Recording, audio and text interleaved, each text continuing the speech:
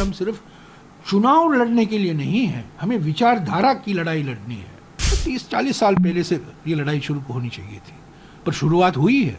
10 साल अन्याय काल जो 2014-2024 के बीच में हम भुगत रहे हैं, जनता भुगत रही है, हमारा देश भुगत रहा है। अभी वक्त आ गया है बदलाव का। वाजपेयी जी जब प्रधानमंत्री थे, उन्होंने वो रणनीति नहीं अपनाई, वो तरीके नहीं अपनाए जो नरेंद्र मोदी और अमित शाह अपना रहे हैं। प्रधानमंत्री की नीयत और नीति के बारे में भी बात कर रहे हैं, उनकी नीयत साफ नहीं है। कांग्रेस पार्टी का जो अंतिम संस्कार है ना, कई बार कई लोगों ने किया है, कई बार हो चुका है, पर चुनाव आते हैं, चुनाव जाते हैं, चुनाव हारते हैं, चुनाव जीतते हैं, पर कांग्रेस पार्टी चलती रहती है। हाथ बदलेगा हालात, तो क्या हाथ के हालात बदलने वाले हैं, देश के हालात बदलने वाले हैं? बिल्कुल, मैं समझता हूँ कि 10 साल अन्याय काल जो 2014-2024 के बीच में हम भुगत रहे हैं, जनता भुगत रही है, हमारा देश भुगत रहा है। अभी वक्त आ गया है बदलाव का। 2003 में भी ऐसे ही हालात थे, 2004 में चुनाव हुए, किसी को विश्वास नहीं हो रहा था, इंडिया शाइनिंग था, हम लोग उत्तर भारत के 3 महत्वपूर्ण चुनाव हार गए थे, प्रचंड बहुमत से हम हार गए थे। पर हमें 2004 में मई 2004 में हमने सरकार बनाई, यूपीए सरकार बनी, कांग्रेस सबसे बड़ी पार्टी के रूप पर उभर कर आई। तो मुझे पूरा विश्वास है कि जो 10 साल अन्याय काल का अनुभव रहा है, देश, हमारे किसान, हमारे नौजवान, हमारे महिलाएं, हमारे किसान, सभी वर्ग त्रस्त हैं, परेशान हैं, और बदलाव के लिए, परिवर्तन के लिए वो वोट करेंगे। कुछ नंबर भी आप लोग कुछ सोच रहे हैं क्या? इंडिया ब्लॉक किस तरीका? नहीं, हमें तो 272 तो मिलना है ना, 272 मिलना है सरकार बनाने के लिए। हमें पूरा विश्वास है कि इंडिया जनबंधन को बहुमत मिलेगा और हम सरकार बनाने की स्थिति में रहेंगे। क्योंकि जैसा कि मैंने कहा कि 10 साल में हमारे युवा, बेरोजगारी देखिए, महंगाई देखिए, आर्थिक विषमताएं देखिए, सामाजिक ध्रुवीकरण देखिए, राजनीतिक तानाशाही देखिए, देश देख रहा है। ये बिल्कुल 10 साल का नाटक, 10 साल का ड्रामा। लोग परेशान हैं, पीड़ित हैं और छुटकारा चाहते हैं। सर, आपने 2003, 2004 का, 2023 और 24 का भी आपसे सवाल लास्ट बिल्कुल होता है, क्योंकि 2003 और 4 के भी आप साक्षी थे और 2019-24 के भी आप साक्षी थे। 2003 और 4 में एक डिफरेंस और 2023-24 में एक डिफरेंस इस बात का दिखता है कि उस वक्त मिसेस गांधी जो है, उन्होंने कांग्रेस को कमांड कर रही थी, कांग्रेस को लीड कर रही थी और रीच आउट कर रहे थे आप पॉलिटिकल पार्टीज़ को, जो आपकी कहीं लाइक माइंडेड पार्टीज़ का जो शब्द होता है, उनका मायावती के घर चले जाना, उनका हर एक पार्टी से खुद बात करना, उनको चीज़ें कर को साधना, वो काम आया। तो 2004 में आपका वो निकला। 2024 में आपको लगा इस तरीके से आप कर नहीं, पाएंगे? हमने किया है, पर मैं बिल्कुल दोनों स्थिति एक समान नहीं है। और सबसे बड़ी बात यह है कि वाजपेयी जी जब प्रधानमंत्री थे, उन्होंने वो रणनीति नहीं अपनाई, वो तरीके नहीं अपनाए जो नरेंद्र मोदी और अमित शाह अपना रहे हैं। उत्पीड़न की राजनीति, प्रतिशोध की राजनीति, विपक्ष पार्टियों को निशाना बनाना, मुख्यमंत्रियों को जेल में भेजना, मंत्रियों के खिलाफ जांच एजेंसी करवाना, अपने राजनीतिक जो पॉलिटिकल राइवल्स हैं, राजनीतिक प्रतिद्वंदी हैं, उनके खिलाफ कार्रवाई करना, उनके खाते बंद करना, उनको आर्थिक रूप से अपंग करने की प्रयास करना, ये सब वाजपेयी जी ने नहीं किया। जो आज हो रहा है, जो बिल्कुल सिस्टमैटिक तरीके से जो रणनीति प्रधानमंत्री और उनके गृहमंत्री ने अपनाया है, प्रतिशोध, उत्पीड़न, जांच एजेंसियों का दुरुपयोग, धमकी देना, पार्टियों को धमकी देना, सुप्रीम कोर्ट को धमकी देना, मीडिया को धमकी देना, सारी संस्थाओं को, जो निष्पक्ष संस्था है, जो संवैधानिक संस्थाएं हैं, जो निष्पक्ष होने चाहिए, उनको धमकी देना, तो उन पर काबू पाना, ये वाजपेयी जी के ज़माने में नहीं हुआ था। ये हो रहा है, तो इसका हमें मुकाबला करना पड़ रहा है। चुनौतियां बहुत हैं, हमारी पार्टी के सामने चुनौतियां बड़ी हैं। हमारे खाते बंद किए गए हैं, 1800 करोड़ रुपए का इनकम टैक्स हमें नोटिस आया है, और रोज कुछ ना कुछ हम देख रहे हैं। झारखंड के मुख्यमंत्री गिरफ्तार हैं, दिल्ली के मुख्यमंत्री गिरफ्तार हैं, हमारे कर्नाटक के नेता के खिलाफ जांच एजेंसियां पड़ी हुई हैं। वो ऐसा राजनीति मैंने कभी नहीं देखा है। ये मानसिकता जो हम देख रहे हैं आज भी मैंने कभी नहीं देखा। लेकिन रणनीति में आप लोगों की उसी रणनीति पे चल रहे हैं 2003 में थी, जहां पे सोनिया गांधी चलकर बीएसपी की प्रमुख मायावती के नहीं, हम देखिए जून से लेकर हम इंडिया जनबंधन के प्रयास में थे। खड़गे जी, राहुल जी, सोनिया जी सब लगे हुए थे, और सिर्फ दो ही पार्टियां हैं, एक तो नीतीश कुमार जी पलटी कर गए और दूसरे आरएलडी छोड़कर चला गया। पर आरएलडी तो असली आरएलडी नहीं था, जो असली आरएलडी है हमारे साथ ही है। तो हमने पूरी कोशिश की, पटना में, मुंबई में, बेंगलुरु में, दिल्ली में, और अभी 17 मार्च को हमने शिवाजी पार्क में 26 पार्टियों की महारैली हुई, जो भारत जोड़ो न्याय यात्रा की समाप्ति के बाद सारी इंडिया जनबंधन की पार्टियां मुंबई आई। और कल जो 31 मार्च है, इस वित्तीय साल का आखिरी दिन है, रामलीला मैदान में सभी पार्टियां मौजूद होंगी, और लोकतंत्र बचाओ, संविधान बचाओ नारा को लेकर एक महारैली का आयोजन किया गया है। तो एकजुटता है, हम एकजुट हैं। हम ठीक है, एक दो पार्टियों के साथ हमारा सीट शेयरिंग समझौता नहीं हो पाया है, तृणमूल के साथ हम नहीं पाए, पर तृणमूल भी कल मौजूद होगी। तृणमूल तो इंडिया जनबंधन का एक अंग है, बट सीट शेयरिंग नहीं है, पर विचारधारा का जनबंधन है। सीट शेयरिंग का जनबंधन अलग होता है, विचारधारा का जनबंधन अलग होता है। प्रोग्राम चुनाव के पहले नहीं करते। यूपीए के ज़माने में भी मैं आपको याद दिला दूं, 2004 का जो कॉमन मिनिमम प्रोग्राम था वो सरकार बनने के बाद बना। सरकार बनने के बाद बना। 27 हमारी सरकार बनी 21 मार्च 22 मई 2004 को, और 6-7 दिन बाद हमारा कॉमन मिनिमम प्रोग्राम रिलीज़ किया गया।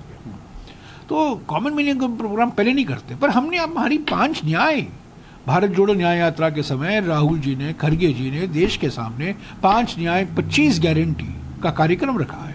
और अप्रैल 3 तारीख से कांग्रेस पार्टी घर घर गारंटी कार्यक्रम शुरू कर रही है। हम करीब 8 करोड़ परिवारों तक गारंटी कार्ड पहुंचाएंगे। किसान न्याय, नारी न्याय, युवा न्याय, श्रमिक न्याय और हिस्सेदारी न्याय को लेकर हर न्याय के संदर्भ में हमने 5-5 गारंटी दी हैं, यानी कि 5/25 गारंटियां हैं। तो यही तो हमारी रणनीति है, एक सकारात्मक रणनीति है। एक तरफ हम पूछ रहे हैं मेरे विकास का 2 हिस्सा, पिछले 10 साल में क्या हुआ। 2004 में हमने यही सवाल तो पूछा था ना, आम आदमी को क्या मिला इंडिया शाइनिंग से। तो अभी हम 2024 में पूछ रहे हैं इंडिया राइजिंग से मेरे विकास का हिसाब। तो वो सवाल हम पूछ रहे हैं, पर उसके साथ साथ हम एक सकारात्मक एजेंडा भी पेश कर रहे हैं किसानों के लिए, युवाओं के लिए, महिलाओं के लिए, श्रमिकों के लिए, वंचित वर्गों के लिए, पिछड़े वर्गों के लिए।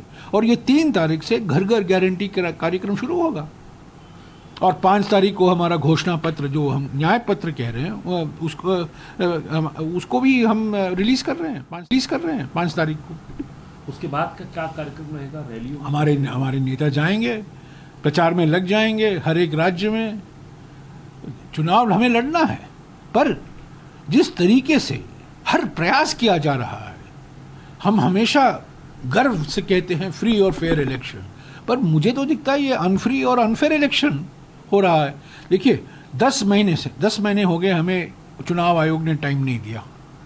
हम वीवीपैट के मुद्दे को लेकर हम मांग कर रहे थे, ठीक है, ईवीएम का आप उपयोग कीजिए, इस्तेमाल करना चाहते हैं, ठीक है, बाकी देशों में नहीं हो रहा है, हमारे देश में होना है, ठीक है, पर ईवीएम के साथ साथ 100% voter verifiable paper audit trail तो कराइए। उसके लिए तो हमें टाइम ही नहीं मिला, मिलने का मौका ही नहीं दिया जा रहा है।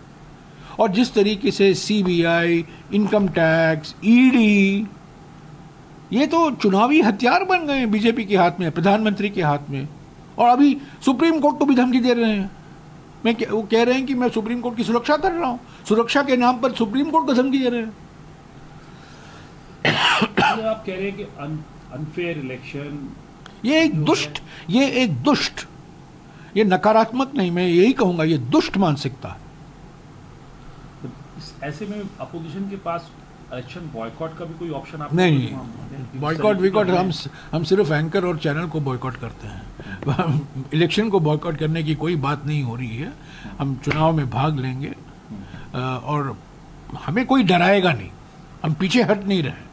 हम नोटिसें आते रहेंगी, 6-7 नोटिस आए हैं। 1800 करोड़ रुपया हमसे मांगा गया है। हमसे 200 या 300 करोड़ छीना भी गया है हमारे खाते। जो हमारे कार्यकर्ता, हमारे नेता, जनता ने हमारे खाते में हमको कंट्रीब्यूट दिया है, डोनेशन दिया है। तो हम पीछे हटेंगे नहीं, हम डरेंगे नहीं। हम चुनाव लड़ेंगे, पर हम जानते हैं क्या प्रयास हो रहा है, क्या षड्यंत्र रचा जा रहा है। काउंटर कैसे करेंगे सर? जनता के बीच में जाकर ही काउंटिंग करना है ना, और क्या तरीका है? हम लोकतंत्र में हैं। लोकतंत्र में जनता जनार्दन होती है। जनता के बीच में जाएंगे, जनता को उजागर करेंगे। भारत जोड़ो यात्रा के समय राहुल जी ने इन मुद्दों को उठाया था। अभी भारत जोड़ो न्याय यात्रा हुआ है, 63 दिन लगे थे मणिपुर से लेकर मुंबई तक। न्याय यात्रा के दौरान, भारत जोड़ो न्याय यात्रा के दौरान इन्होंने ये बातें रखी जनता के सामने। तो हम करते रहेंगे, प्रचार करना ही है। लेकिन सर बहुत सारी चीज़ें, जैसे राहुल गांधी ने ये बात प्रेस कॉन्फ्रेंस में सामने कही थी कि हमारे पास प्लेन तो क्या, हमारे पास ट्रेन की टिकट खरीदने के भी जो है पैसा इतना नहीं है, इतने रिसोर्सेस नहीं है। ऐसे में आप लोग कैसे? नहीं, रोज उत्पीड़न हो रहा है, रोज प्रतिशोध की राजनीति का प्रदर्शन मिल रहा है, रोज उत्पीड़न की राजनीति का हमें अनुभव मिल रहा है। ठीक है, राहुल जी ने कहा है, पर कोई ना कोई हम रास्ता ढूंढ निकालेंगे। हमारे कोषाध्यक्ष ने भी कहा है हमारे पास प्लान बी है, प्लान सी है, प्लान डी है और जेड तक हम जा सकते हैं। प्लान जेड भी नहीं है, तो प्लान बॉयकॉट नहीं है। चुनाव है, लोकतंत्र का ऑक्सीजन चुनाव से होता है, निष्पक्ष चुनाव से होता है। संस्थाओं को निष्पक्ष होना है, बिना डर के काम करना है। सिर्फ नोटिस हमें नहीं मिलना चाहिए। अरे अगर किसी ने मॉडल कोड ऑफ कॉन्डक्ट का उल्लंघन किया है उनको भी मिलना चाहिए। प्रधानमंत्री को कभी नोटिस ही नहीं जाता, गृह मंत्री कुछ भी बोल लेते हैं, उनको तो कोई नोटिस नहीं जाता, सिर्फ हमारे नेताओं के पीछे पड़ जाते हैं। तो ये निष्पक्षता जो है ना, ये बहुत कमजोर हो गया है और सारे संस्थाओं को इन्होंने कठपुतलियां बना दी, सब कठपुतलियां। पर ऐसे हालात में हम चुनाव लड़ेंगे, हम पीछे हटेंगे नहीं, हम डरेंगे नहीं, धमकी कितना भी दिया जाए। एक बात बता दूं, एक वास्तविकता ये है, मेरा अनुभव रहा है, जो डरे हुए हैं वो डराते हैं, जो डरे नहीं है ना वो डराते नहीं है, वो धमकी नहीं देते हैं। जो असुरक्षता, जो इनसिक्योरिटी होता है, असुरक्षता होता है, जो असुरक्षता के कैदी होते हैं वो ही धमकी देते हैं, और कोई धमकी नहीं देता। अगर आत्मविश्वास है तो धमकी कभी नहीं दिया जाता। आपको लग रहा है कि इनसिक्योर है गवर्नमेंट? बिल्कुल बिल्कुल, ये हमारे झूठ के जगत गुरु जो बैठे हुए हैं असुरक्षता के बिल्कुल नमूने हैं, और सारा का सारा जो बोलते हैं, कभी सच भी, गलती से भी सच नहीं बोल पाते, और जो आरोप लगाते हैं, जो बदनाम करने में लगे रहते हैं, जनता को असली मुद्दों से ध्यान हटाना चाहते हैं, ये सब क्या है? ये सब असुरक्षता की राजनीति है ना। सर मेरे दो सवाल, पहला आपसे 2003-4 के में जो सोनिया गांधी की जो पॉलिसी थी टुवर्ड्स अलायंस, टुवर्ड्स एक उन्होंने एक गठबंधन की राजनीति, हमने बहुत उदारवादी दिल से इंडिया जनबंधन की बातचीत हमने शुरू की। हम सभी राज्यों में हम सफल रहे, सिर्फ पश्चिम बंगाल में हम सफल नहीं हो पाए। पर महाराष्ट्र देखिए, केरला देखिए, तमिलनाडु देखिए, झारखंड देखिए, बिहार देखिए, असम देखिए, सभी जगहों में, उत्तर प्रदेश देखिए, तो सब जगहों में सीट शेयरिंग फार्मूला हो पाया है। पश्चिम बंगाल में नहीं हो पाया, पर तृणमूल से, हालांकि वामपंथियों के साथ कुछ समझौता है, पर तृणमूल से तो हमारा समझौता नहीं हो पाया है। वो कुछ कारण थे, लोकल कारण थे, राष्ट्रीय कारण नहीं थे, वो लोकल कुछ पर्सनालिटी डिफरेंसेस हो गए। सर मेरा सवाल ये है कि जो जैसे सोनिया गांधी ने 2004 में चीज़ों को पिरोया था, एक यूपीए बना था, मेरे ख्याल कांग्रेस ने नहीं, यूपीए चुनाव के नतीजे के बाद बना, चुनाव के पहले यूपीए नहीं था। मैंने वही इलेक्शन के बाद की बात कर रहा हूँ आपसे, कि जब सोनिया गांधी ने यूपीए बनाया था, क्योंकि वही अध्यक्ष थी और मनमोहन सिंह प्रधानमंत्री बने थे, तो कांग्रेस ने पहली बार जो है गठबंधन की राजनीति का ककेरा पड़ा था, अगर मैं गलत नहीं हूँ तो। बिल्कुल सही, बिल्कुल सही। 2024 तक आते आते आप लोगों को उस ककेरे में कितनी हम और चीज़ देख पाएंगे? पोस्ट इलेक्शंस भी और प्री इलेक्शन जो आपने कर ली हैं चीज़ें, पोस्ट इलेक्शन भी, उसमें क्या फ़र्क होगा? और तब की और अब की रणनीति में आप लोगों को क्या बदलाव आपकी आ रहा है? क्योंकि मैंने आपको कहा नहीं, रणनीति तो समान है। हाँ। पर जो हमारे प्रतिद्वंदी हैं, हाँ, वो बदल गए हैं। और जो राजनीति और जो रणनीति अपनाई जा रही है प्रतिशोध की, उत्पीड़न की, वो 2004 में उतना नहीं हमें भुगतना पड़ रहा था। जो जांच एजेंसियों का दुरुपयोग हुआ है, जिस तरीके से प्रधानमंत्री और गृहमंत्री प्रचार करते हैं, बदनाम करते हैं, जनता का ध्यान असली मुद्दों से हटाते हैं, ये पहले नहीं हुआ करता था। तो देखिए, 2004 में हाईवे, सारे नेशनल हाईवे में अटल जी की फ़ोटो थी। हमने इलेक्शन कमीशन हम गए और कहा ये मॉडल कोड ऑफ कंडक्ट के खिलाफ है।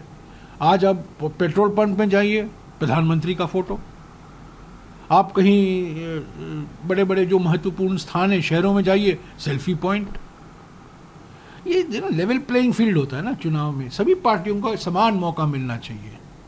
और संस्थाएं जो हैं, जिनको अधिकार है, संवैधानिक अधिकार है, कानूनी अधिकार है, उस अधिकार का वो इस्तेमाल करना चाहिए ना। सब लोग डरे बैठे हुए हैं, प्रधानमंत्री क्या कहेंगे, गृहमंत्री से फोन कब आएगा, हमारा क्या होगा। ये तो एक भय का वातावरण है। सबको धमकी दिया है, और जैसा कि मैंने कहा, सबको कठपुतली बना दिया है। और एक संस्था जो निष्पक्ष थी, उसके खिलाफ अभी कार्रवाई, धमकियां दी जा रही हैं, खत लिखे जा रहे हैं, प्रधानमंत्री उसको ट्वीट करते हैं। क्या जनता इतनी मूर्ख है कि वो नहीं देख सकती, कि नहीं समझ सकती? तो ये सब प्रधानमंत्री का खेल है, सुप्रीम कोर्ट को डराने के लिए। वही सुप्रीम कोर्ट जिसने कहा इलेक्ट्रल बॉन्ड घोटाला, जो घोटाला हुआ इलेक्ट्रल बॉन्ड को लेकर, उनको पूरा खुलासा सुप्रीम कोर्ट से ही आया ना, सुप्रीम कोर्ट की वजह से। सुप्रीम कोर्ट ने जब हस्तक्षेप किया, जब उन्होंने कहा कि इलेक्ट्रल बॉन्ड संविधान के खिलाफ है, गैर संवैधानिक है, तभी तो सब जानकारी निकल कर आई कि 8,250 करोड़ का घोटाला, चंदा दो धंधा लो, हफ्ता वसूली, ठेका लो, चंदा दो, और शेल कंपनी, फर्जी कंपनी, जो खोखले कंपनी होती हैं, फर्जी कंपनी, ये 4 रास्ते जो अपनाए गए थे, ये सब तो खुलासा हुआ ना, हकीकत जनता के सामने आई। क्यों? सुप्रीम कोर्ट की वजह से। और उसी सुप्रीम कोर्ट को आप उनके खिलाफ खत लिखवा रहे हो और कह रहे हो कि 50 साल पहले क्या हुआ था। अरे 50 साल पहले क्या हुआ था, आज क्या हो रहा है, उसकी बात तो कीजिए, उससे ध्यान क्यों हटा रहे हैं? सर, 2014 में तो माना आप लोगों की जवाबदेही थी, और 2000 सरकार को की बात पे जनता ने एक मुद्दा 2014 में, air India scam, air India घोटाला, CAG का रिपोर्ट लेकर प्रधानमंत्री सब जगह जा रहे थे। कल क्या किया इन्होंने? वो एयर इंडिया, वो केस ही बंद कर दिया, CBI ने उसी केस को बंद कर दिया, 10 साल से जो चल रहा था। क्यों? क्योंकि तब के मंत्री बीजेपी में शामिल हो गए, बीजेपी के वॉशिंग मशीन में अंदर चले गए। तो प्रधानमंत्री को मनमोहन सिंह जी से माफ़ी मांगनी चाहिए, प्रधानमंत्री को देश से माफ़ी मांगनी चाहिए।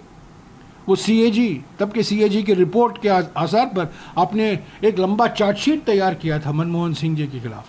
सारे के सारे वो जो उन्होंने घोटाले का लिस्ट बनाया था, सारे फर्जी थे। और बिल्कुल वो CAG की रिपोर्ट नहीं थे, वो कोई राजनीतिक रिपोर्ट था, कठपुतली का रिपोर्ट था। और कल साबित हो गया ना, कल CBI ने प्रफुल्ल पटेल के खिलाफ केस बंद कर दिया। तो क्या है, अगर प्रफुल्ल पटेल गुनहगार थे तो आपने उनको बीजेपी में क्यों लिया? अगर प्रफुल्ल पटेल बेकसूर थे तो आपको माफ़ी मांगनी चाहिए मनमोहन सिंह जी से, प्रफुल्ल पटेल से। और प्रफुल्ल पटेल को खुद कहना चाहिए, 10 साल से मैं दागी था, आज आपने मुझे गले लगा लिया। आप जनता को बताओ, 10 साल के लिए क्यों मुझे आपने बदनाम किया? क्या प्रफुल्ल पटेल में हिम्मत होगी ये कहने के लिए? सर, 19 के अंदर भी आप लोगों ने राफेल का मुद्दा उठाया, और प्रचार था जो आपका प्रचार कैंपेन रहता था, उसमें केंद्र बिंदु प्रधानमंत्री रहते थे। और प्रधानमंत्री के ऊपर ही अटैक होता था। नतीजे जो हैं वो बिल्कुल ठीक है, होता है, उतर चढ़ाव होता है। 24 में जब आप बात कर रहे हैं कि हम न्याय पत्र लाएंगे, हम सकारात्मक बात करेंगे, तो क्या उसको देखते हुए रणनीति बदली? नहीं, बिल्कुल नहीं। पहला कैंपेन का पहला चरण यह है, मेरे विकास का 2 हिसाब, 10 साल अन्याय काल की हकीकत। और कुछ ही दिन बाद जो हमारा सकारात्मक एजेंडा है, 5 न्याय 25 गारंटी, मैं कह रहा हूँ ना, 3 तारीख से एक गारंटियां कार्ड 8 करोड़ परिवारों तक हमारे कार्यकर्ता पहुंचाएंगे। हमारे घोषणा पत्र रिलीज होगा, तब देखेंगे आप क्या अगले 5 साल के लिए हमारा क्या एजेंडा है, हमारा क्या कार्यक्रम है। तो ऐसा नहीं है कि हम सिर्फ एक ही मुद्दे को लिख, असली बात यह है, महंगाई, बेरोजगारी, बढ़ती हुई आर्थिक क्षमताएं, सामाजिक ध्रुवीकरण, संस्थाओं का दुरुपयोग, संविधान को कमजोर करना, धमकी देना कि संविधान का एक्सपायरी डेट हो गया, हमें नया संविधान चाहिए, बाबा साहब अम्बेडकर का ज़माना गया, अभी नरेंद्र मोदी का कॉन्स्टिट्यूशन आएगा, ये सब क्या दिखाता है? तो आप किसी प्रधानमंत्री के ऊपर निजी बात ना करते, मुद्दों पे आप बात, हम मुद्दों पर बात करते हैं, पर हम प्रधानमंत्री की नीयत और नीति के बारे में भी बात कर रहे हैं। उनकी नीयत साफ नहीं है, पाखंडी है। तो प्रधानमंत्री तो इशू है ना, यही तो इशू है, प्रधानमंत्री की नीयत इशू है, प्रधानमंत्री की नीतियां मुद्दे हैं। तो पर हम कह रहे हैं कि देखिए, जनता के मुद्दे हम उठा रहे हैं, जनता की चिंता, मन की बात नहीं, जनता की चिंता के आधार पर ही हम चुनाव प्रचार कर रहे हैं। सर, कुछ एक बातें ये भी हैं चुनाव को लेके, क्योंकि पैन इंडिया चुनाव होगा, नॉर्थ इंडिया से साउथ इंडिया तक चुनाव होगा। साउथ इंडिया में आप लोगों को कई स्ट्रॉन्ग दिखाई देते हैं। कर्नाटक में आपकी सरकार है, तेलंगाना में आपकी सरकार है, तमिलनाडु के अंदर आपके गठबंधन की सरकार है, केरल के अंदर लोकसभा के नंबर्स में आप लोग आगे हैं, लेकिन नॉर्थ इंडिया आते आते बात का दम टूट जाता है। तो जो चुनौतियां ज़्यादा हैं, तो इस बार आपको लगता है, क्योंकि आप 272 का आंकड़ा किनारे, तो नॉर्थ इंडिया में वो चीज़ कोशिश लगातार यही होती है। बीच में ये भी हुई कि north India versus south India चुपका। नहीं, बिल्कुल, ये हम सारे भारतवर्ष में हम चुनाव लड़ रहे हैं, सारे देश में चुनाव लड़ रहे हैं, और हमें खास तौर से उत्तर भारत में हमारा प्रदर्शन और बेहतर होना बहुत ज़रूरी है। अगर वो प्रदर्शन बेहतर नहीं होगा, हमें बहुमत नहीं मिलेगा। सिर्फ दक्षिण भारत के आधार पर हमें बहुमत नहीं मिलेगा। हमें सभी जगहों में, उत्तर पूर्वी राज्यों में, पूर्वी राज्यों में, दक्षिण के राज्यों में, मध्य भारत के राज्यों में, पश्चिम भारत के राज्यों में, उत्तर भारत के राज्यों में हमारा प्रदर्शन और भी बेहतर होना ज़रूरी है, और उसी दिशा में हम काम कर रहे हैं। हमारा संगठन को मजबूत हमने किया है। अब अगर आप देखें, ये 3 चुनाव जो हुए थे, वोट शेयर के आधार पर बीजेपी और कांग्रेस के बीच में ज़्यादा ज़मीन आसमान का फ़र्क नहीं है। हालांकि सीटों के आधार पर हमें बहुमत नहीं मिला होगा, पर वोटों के आधार पर हम इतने पीछे नहीं थे जितना कि सीटों के आधार पर दिखता है। तो हमें विश्वास है। पर ये, मैं दक्षिण भारत ऐसा नहीं देखता हूँ, मैं भारत को एक भारत देखता हूँ। हम सभी जगहों में हमारा प्रदर्शन बेहतर होना ज़रूरी है। ऐसा नहीं कि हम सिर्फ दक्षिण भारत में फोकस करें, ऐसा नहीं हो सकता। कैंपेन ये भी चला बीजेपी की तरफ से, कुछ दिन पहले वीडियो आया दूल्हा कौन, और ये सवाल, आप जब चुनाव होगा तो चुनाव में ये बात जरूर आएगी सामने कि इधर तो मोदी है चेहरा, यहाँ कौन चेहरा होगा। कांग्रेस से सवाल इसलिए होगा क्योंकि कांग्रेस एक बड़ी पार्टी है, सब लार्जेस्ट पार्टी जो है वो कांग्रेस ही है, और यहाँ इंडिया गठबंधन का चेहरा कौन होगा, उसको कैसे आप लोग काउंटर करेंगे, उस पर आपका क्या जवाब? हम दुल्हन को बेघर नहीं बनाते, दुल्हन को हम बेघर नहीं बनाते। जब हमारी शादी होती है, हम शादीशुदा रहते हैं, समझ गए? फेस को इस पूरे चुनाव को आप कैसे, इस पॉइंट को कैसे आप डील करेंगे कि लीडर कौन रहेगा, कौन लीड करेगा, क्या सब बराबर? हमारे देश में पार्टियों के बीच में मुकाबला होता है, मैं बार बार कहकर थक गया हूँ। हमारे देश में चुनाव व्यक्तिगत सुंदरता की प्रतियोगिता नहीं है, ब्यूटी कॉन्टेस्ट नहीं है। ये विचारधाराओं के बीच में मुकाबला होता है, पार्टियों के बीच में होता है। पार्टी प्रचार करती हैं, पोल सिंबल होता है, घोषणा पत्र होता है, व्यक्ति महत्व रखते हैं, ऐसा नहीं है। कैंडिडेट अंतिम रूप में आप कैंडिडेट के लिए वोट देते हैं, पर कई जगह ऐसे हैं कि आप पार्टी को वोट देते हैं, पार्टी सिंबल को वोट देते हैं, पार्टी के घोषणा पत्र, पार्टी के प्रचार, पार्टी के कार्यक्रमों पर एजेंडा पर आप वोट करते हैं। तो ये सवाल पूछना क्या आपने सवाल पूछा बीजेपी से, राजस्थान में मुख्यमंत्री कौन होगा, मध्य प्रदेश में मुख्यमंत्री कौन बनेगा, छत्तीसगढ़ में मुख्यमंत्री कौन बनेगा? ये सवाल हमारी जैसे लोकतंत्र में, पार्लियामेंट्री डेमोक्रेसी में नहीं मायने रखता। यहाँ पार्टियां मायने रखती हैं। हम बीजेपी के खिलाफ लड़ रहे हैं, बीजेपी के विचारधारा के खिलाफ लड़ रहे हैं, बीजेपी के कार्यक्रमों, बीजेपी की नीयत के खिलाफ लड़ रहे हैं। पार्टी के बीच में होना चाहिए। हम पार्टी केंद्रित लोकतंत्र हैं, हम व्यक्ति केंद्रित लोकतंत्र नहीं हैं, और हमें व्यक्ति केंद्रित लोकतंत्र नहीं बनना चाहिए। हम पार्टी केंद्रित लोकतंत्र हैं। सर 10 साल आप मतलब, और आज पार्टी भी खतरे में है और लोकतंत्र भी खतरे में है। सर जब से देश में चुनाव शुरू हुए हैं तब से अब तक 10 साल लगातार कांग्रेस पार्टी विपक्ष में रही है। ये अभी का सबसे लंबा समय रहा है। क्या कुछ आप लोगों ने इस दौरान सीखा है विपक्ष के तौर पे, और किस तरीके से अब आप जनता के सामने जा रहे हैं, तो क्या कुछ आपने सीखा? 10 साल के विपक्ष में कांग्रेस ने क्या सीखा? वो विपक्षी पार्टी भारतीय जनता पार्टी रही, सत्ताधारी पार्टी कांग्रेस है। अगर हम विपक्ष में नहीं होते इतने लंबे समय तक, भारत जोड़ो यात्रा नहीं निकालते, भारत जोड़ो न्याय यात्रा नहीं निकालते। ये जनता के संपर्क के लिए हमने निकाला था। तो यही तो बहुत बड़ी हमारे लिए बहुत बड़ा अनुभव था, क्योंकि हम शासन के पार्टी बन गए थे, हम एक इलेक्शन मशीन बन गए थे। जो आज बीजेपी बना है, जो हमें 50 साल लगा, वो बीजेपी में 5 साल में हो गए इलेक्शन मशीन, 5 या 6 साल में। तो भारत जोड़ो यात्रा, भारत जोड़ो न्याय यात्रा, ये घर घर गारंटी जैसे कार्यक्रम, यही विपक्ष के होने से ही हमने सीखा है। और थोड़ी आक्रामकता जो हमारी पार्टी में आई है, वो विपक्ष के होने से ही आई है।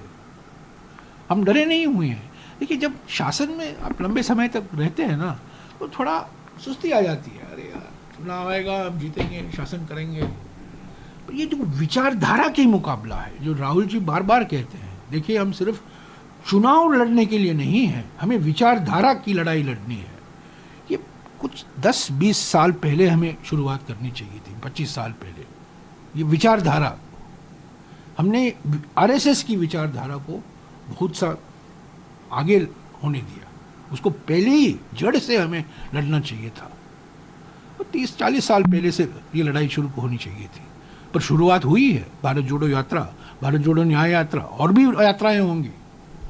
सत्ता में हैं फिर भी हमें ऐसी यात्रा करनी चाहिए, सिर्फ विपक्ष में नहीं करनी चाहिए। तो आपको लग रहा है कि अब ये विचारधाराओं की लड़ाई हो रही है, तो आरएसएस की विचारधारा के खिलाफ भी आप लोगों की लड़ाई? बिल्कुल आरएसएस की विचारधारा। देखिए, आरएसएस है, बीजेपी है क्या? बीजेपी तो पॉलिटिकल पार्टी है ना। विचारधारा आरएसएस से ही तो आता है। आरएसएस की विचारधारा को लागू करने के लिए बीजेपी ही तो है। तो बीजेपी के साथ चुनावी मुकाबला, आरएसएस के साथ विचारधारा का मुकाबला, यही तो भारत जोड़ो न्याय यात्रा और भारत जोड़ो यात्रा का मकसद था। 200 दिन, 145 दिन लगे भारत जोड़ो यात्रा को, और 63 दिन लगे भारत जोड़ो न्याय यात्रा को। तो कुल मिलाकर पिछले 2 साल में 200 दिन राहुल जी ने 4000 किलोमीटर कन्याकुमारी से लेकर कश्मीर तक और 6200 किलोमीटर मणिपुर से लेकर मुंबई तक यात्राएं की। ये परिवर्तनकारी क्षण है। तो आपको लग रहा है इसके बाद से राहुल गांधी की राजनीति में और कांग्रेस की राजनीति में परिवर्तन आया है? बिल्कुल आया है, बिल्कुल आया है। विचारधारा के को लेकर बिल्कुल आया है। कुछ स्पष्टता आई है, आक्रामकता आई है, एकजुटता आई है। जिनको जाना है जाने दीजिए, जिनको वॉशिंग मशीन की ज़रूरत है वो जाएंगे। पर जो हर एक नेता जो जाता है, वो 100,000 कार्यकर्ताओं के लिए दरवाजे खुलते हैं, नए मौके पैदा होते हैं। तो मैं अगर 5-6 लोग जाते हैं, ठीक है, हमारे दोस्त हैं, मायूसी होती है, वास्तविक है, पर मैं उतना घबराता नहीं हूँ, क्योंकि और लोग हैं, हजारों नौजवान हैं हमारे पार्टी संगठन में जो मौकों के लिए तरस रहे हैं। मौका नहीं मिल पाया है क्योंकि कुछ नेताओं ने मोनोपोली कर दी है। आपको लगता है सर कि ये एक जो था, क्योंकि अब ये जब पार्टी छोड़ते जाने वालों की फहरिस्त हम देखते हैं तो उसमें ऐसे कई लोग हैं जो राहुल गांधी की टीम थी, राहुल गांधी की टीम मानी जाती थी। स्वघोषित राहुल गांधी जी ने कभी कहा कि ये मेरी टीम है? अपने आप को मानकर चलते थे कि मैं राहुल जी के करीब हूँ, मैं राहुल जी का सलाहकार हूँ, मैं राहुल जी को हमेशा आइडिया देते रहता। कभी राहुल जी को सुना आपने कि ये मेरी टीम है? कभी नहीं कहा राहुल जी ने। ये अपने आप को मीडिया से उनकी अच्छी दोस्ती होती थी, मीडिया से बातचीत हुआ करती थी। अरे मैंने राहुल जी से बात की, मैंने राहुल जी को ये कहा, मैंने राहुल जी को समझाया, तो आप लोग सब बहकावे में आ गए, राहुल टीम राहुल टीम। क्या राहुल जी ने कभी कहा है कि ये मेरा टीम था? लेकिन सर आप लोगों ने उन लोगों को फोरफ्रंट पे रखा। जितिन प्रसाद सांसद बने और एमओएस भी बन गए। आपकी पार्टी में कई सांसद ऐसे थे जो 5-5 बार के सांसद थे, उन्हें मंत्रालय नहीं मिला। जितिन प्रसाद बने, आरपीएन सिंह बने, बिल्कुल बिल्कुल बिल्कुल बिल्कुल, सब गद्दार निकले, सब गद्दार निकले, सब एक से एक बड़ा गद्दार निकला। बिल्कुल, पार्टी ने क्या नहीं दिया इन लोगों को? पार्टी ने इनकी योग्यता के ऊपर, योग्यता से अलग होकर इनको और बहुत चीज़ें मौके, सांसद बनाए, मंत्रिमंडल में शामिल किया, संगठन में जिम्मेदारी दी। तब भी मैं सवाल उठाया करता था, कई लोग उठाया करते थे, यार इनकी काबिलियत क्या है, पर इनको मौका मिला। बिल्कुल सही कहा, पर ये गद्दार निकले ना, अवसरवादी निकले। आग नहीं थी, सहन शक्ति नहीं थी, बंगला चाहिए था, पद चाहिए था, राज्यसभा की सीट चाहिए था, क्या क्या नहीं, इनको क्या, ऐसे लोगों को क्या नहीं मिला? किसी के खिलाफ इंक्वायरी, किसी के खिलाफ सीबीआई, किसी के खिलाफ कोई कॉन्ट्रैक्ट, तो अवसरवादी निकले सब। अवसरवादी थोड़ा अच्छा शब्द है, असली बात ये सब गद्दार निकले। आपको लगता है सर कि राहुल गांधी और कांग्रेस पार्टी के लिए कितना अहम है चुनाव? मैं इसलिए पूछ रहा हूँ राहुल गांधी और कांग्रेस पार्टी, इसलिए स्पेसिफिकली मैं सवाल भी आपसे इसलिए क्लैरिफाई, अपना सवाल को भी और इलेबोरेट इसलिए कर रहा हूँ क्योंकि अब इस बार अगर 2024 में जनता विश्वास नहीं देती है, मैं वो सोचता ही नहीं हूँ। हर चुनाव एक चुनौती होती है, पर मैं इस सोच में विश्वास नहीं रखता हूँ कि ये चुनाव डू और डाई चुनाव है। कांग्रेस पार्टी का जो अंतिम संस्कार है ना, कई लोगों ने किया है, कई बार हो चुका है, पर चुनाव आते हैं, चुनाव जाते हैं, चुनाव हारते हैं, चुनाव जीतते हैं, पर कांग्रेस पार्टी चलती रहती है। गंगा के माफिक है, गंगा को कोई नहीं रोक सकता। एक बार नारा भी दिया गया था कांग्रेस मुक्त भारत। आपको लगता है कि 2024 अभी तो कांग्रेस युक्त बीजेपी हो गया? कांग्रेस मुक्त भारत नहीं, कांग्रेस युक्त बीजेपी हो गया ना। अब देखिए ना, हरियाणा में देखिए, 10 सीटें दी हैं बीजेपी ने, 10 में से 6 लोग कांग्रेस की, तो ये कांग्रेस युक्त बीजेपी हो गया। सर आखिरी 1-2 सवाल आपसे मैं महत्वपूर्ण पूछना चाहता हूँ, वो ये है कि आप लोगों का जो मैनिफेस्टो, आप लोगों का जो पोल प्रॉमिसेस है कि वो रहेंगे, उनमें क्या क्या मुख्य बातें इस न्याय पत्र में जो आपने अब तक गिनाई हैं, इनके अलावे क्या क्या चीज़ रहने वाली है? और आप कह रहे हैं कि सकारात्मक ही रहेगा आप लोगों का कैंपेन। न्याय पत्र है और केंद्र बिंदु 5 न्याय 25 गारंटी है। इसके अलावा कुछ ऐसे मुद्दे हैं जो इस 5 न्याय 25 गारंटी में शामिल नहीं है, जैसा कि हम संविधान को कैसे सुरक्षित रखेंगे, पर्यावरण को लेकर हमारी क्या रणनीति होगी, ये सब ऐसे मुद्दे हैं ना। जो 5 न्याय जो मैंने आपको गिनाया है, नारी न्याय, युवा न्याय, श्रमिक न्याय, किसान न्याय और हिस्सेदारी न्याय, इसके अलावा और भी मुद्दे हैं जो घोषणा पत्र, जो न्याय पत्र हम कह रहे हैं, उसमें शामिल होगा। पर फोकस जो है ये 5 न्याय 25 गारंटी का ही है। अच्छा, कई जगहों पर आपके जो सहयोगी हैं उनके साथ कोई फ्रेंडली फाइट भी आप कर सकते हो? पप्पू यादव बाहर निकल रहे हैं, वो कह रहे हैं मैं चुनाव लड़ूंगा, वो अपनी ताल ठोक रहे हैं अपनी, कुछ सीटों पे आप लोग फ्रेंडली फाइट भी कर सकते हैं? नहीं, देखिए, मैं ये फाइट फ्रेंडली है या अनफ्रेंडली है मैं नहीं जानता हूँ, पर मैं जानता हूँ मेरा निशाना सीधा है। हम बीजेपी के नियत और बीजेपी के नीतियों और बीजेपी के विचारधाराओं के खिलाफ हम लड़ रहे हैं, एकजुट होकर हम लड़ रहे हैं। और कांग्रेस पार्टी 100% दे रही है। हम अपने आप को मजबूत कर रहे हैं और हम इंडिया जनबंधन को भी मजबूत कर रहे हैं। हमने कई समझौताएं की हैं, क्योंकि गठबंधन जनबंधन जब बनता है, गठबंधन जब बनता है, कुछ देना पड़ता है, कुछ देना पड़ता है, कुछ समझौता करना पड़ता है, सभी लोग खुश नहीं होते। तो काफ़ी हद तक हमने कोशिश की, बिहार में, महाराष्ट्र में, तमिलनाडु में, केरला में, झारखंड में। पश्चिम बंगाल में हम सफल नहीं हो पाए, कुछ कारण, विशेष कारण हैं पश्चिम बंगाल में, वो नहीं हो पाए। पर कल की रैली, रामलीला मैदान की रैली में तृणमूल कांग्रेस शामिल है। तो ऐसा नहीं है कि वो इंडिया जनबंधन को छोड़कर चली गई, नहीं, सिर्फ सीट शेयरिंग नहीं हो पाया बस। सर, आपने जब गठबंधन की बात कर रहे हैं, तो अब तक मेरे ख्याल ऐसा पहला चुनाव होगा 2024 का लोकसभा का, जहां आप सबसे कम सीटों पे चुनाव लड़ रहे होंगे in Congress as an individual party. तो क्या हम माने कि आप लोगों ने जो गठबंधन का जो कायरा गठबंधन की ABCD है वो सीख ली है, या आप स्ट्राइक रेट सुधारने के लिए या अपने जो सहयोगी दल है उनको अपने साथ रखेंगे? हाँ, बिल्कुल, हमने समझौता किया है 2024 की जो वास्तविकता है, जो हकीकत है, उसको ध्यान में रखते हुए हमने समझौता किया है। हम कभी उत्तर प्रदेश में हम सिर्फ 17 सीट लड़ रहे हैं, तो भारी कटौती है। एक ज़माने में हम सब हर सीट लड़ा करते थे, हमने हर सीट भी जीता है, कई ऐसे चुनाव भी हुए हैं, पर ऐसे कई महाराष्ट्र में देखे।